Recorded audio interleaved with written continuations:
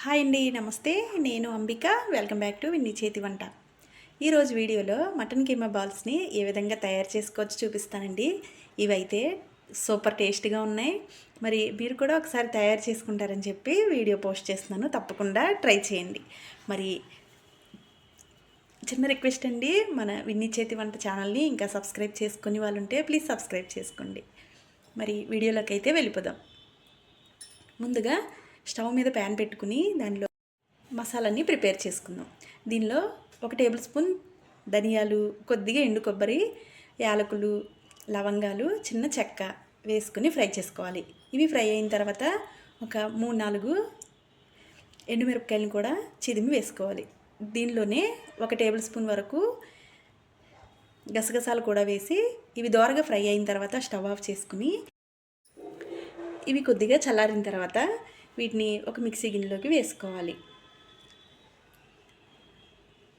ఇవి వేసుకున్న తర్వాత దీనిలో ఒక 4-5 వెల్లుల్లి రెబ్బల్ని, కొద్దిగా అల్లం ముక్కని చిన్న చిన్న ముక్కలుగా కట్ చేసుకుని వేసుకోవాలి. దీనిలోనే కొద్దిగా కరివేపాకు, తర్వాత ఒక 4-5 పచ్చిమిరపకాయలని కట్ చేసి వేసుకోవాలి. ఈ కీమా బాల్స్ కొద్దిగా స్పైసీగా ఉంటేనే టేస్ట్ బాగుంటుందండి. వీటన్నిటిని ఈ విధంగా మిక్సీ పట్టుకోవాలి. ఇలా మిక్సీ పట్టుకున్న తర్వాత నేను ఇక్కడ ఒక 1/4 కిలో వరకు మటన్ కీమాని తీసుకున్నానండి. ఇది శుభ్రంగా కడుక్కుని నీళ్ళన్నీ వాడ్చేసుకోవాలి. వాడ్చిన తర్వాత ఈ మిక్సీలో వేసుకోవాలి.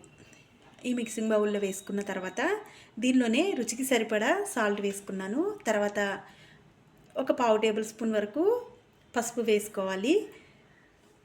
దీనిలోనే ఒక 2 టేబుల్ స్పూన్ల వరకు కారం వేసానండి. నేను వేసిన స్పూన్ అయితే చిన్నది కాబట్టి ఒక 2 టేబుల్ స్పూన్ల వరకు వేసాను.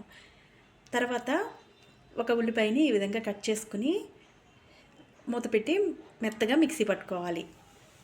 ఇలా మిక్సీ పట్టిన ఈ మిశ్రమాన్ని ఒక బౌల్లోకి తీసుకుందామండి. ఈ విధంగా మొత్తం ఈ బౌల్లోకి తీసుకున్న తర్వాత దీనిలో కొద్దిగా పుదీనాని యాడ్ చేసుకున్నాను. మీరు ఉంటే కొత్తిమీర కూడా యాడ్ చేసుకోవచ్చు.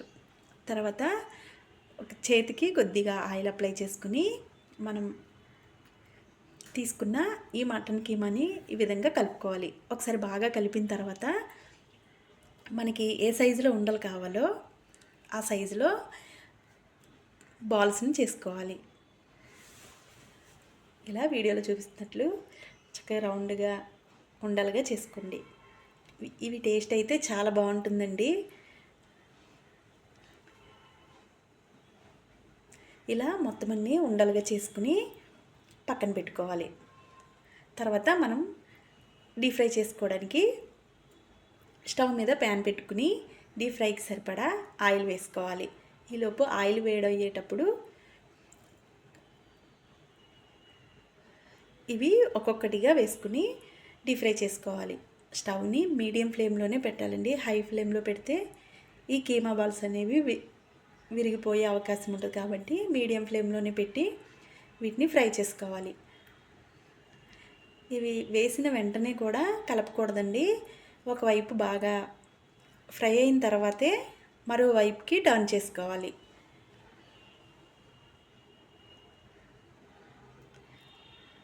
ఇలా మరోవైపుకి స్లోగా తిప్పుకుంటూ 2 వైపులా గోల్డెన్ బ్రౌన్ కలర్ వచ్చే వరకు ఫ్రై చేసుకోవాలి.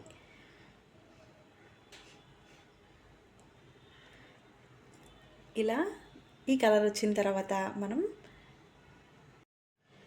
ఒక ప్లేట్లోకి తీసేసుకుందాం. ఇవి అస్సలు మాడిపోకూడదండి. దగ్గరుండే వీటిని ఈ కలర్ వచ్చే వరకు ఫ్రై చేసుకుంటేనే వీటి టేస్ట్ అనేది చాలా బాగుంటుంది. వీటిని మరొకసారి చెప్తున్నాను, ఇవి లో ఫ్లేమ్లో వేయించుకుంటేనే లోపల వరకు ఇవి వేగి మంచి టేస్ట్ వస్తుంది. అంతేనండి. ఇవి వేగిన తర్వాత మిగిలిన వాటిని కూడా ఇదే విధంగా ఫ్రై చేసుకుని ఒక ప్లేట్లోకి తీసుకుని సర్వ్ చేసుకోవడమే. వీటిని ఉల్లిపాయ, కొత్తిమీర ఇవన్నీ వేసి గార్నిష్ చేసుకుంటే చాలా బాగుంటుంది. అంతేనండి, కీమా బాల్స్ అయితే రెడీ అయిపోయినాయి. ఒకసారి మీరు కూడా తయారు చేసుకుని మీకు ఎలా వచ్చిందో కింద కామెంట్లో తెలియచేయండి. వీడియో నచ్చితే లైక్ చేసి మీ ఫ్రెండ్స్కి, రిలేటివ్స్కి షేర్ చేయండి. ఇలాంటి మరిన్ని వీడియోస్ కోసం విన్నీ చేతి వంట ఛానల్ని సబ్స్క్రైబ్ చేసుకోండి. Thank you for watching.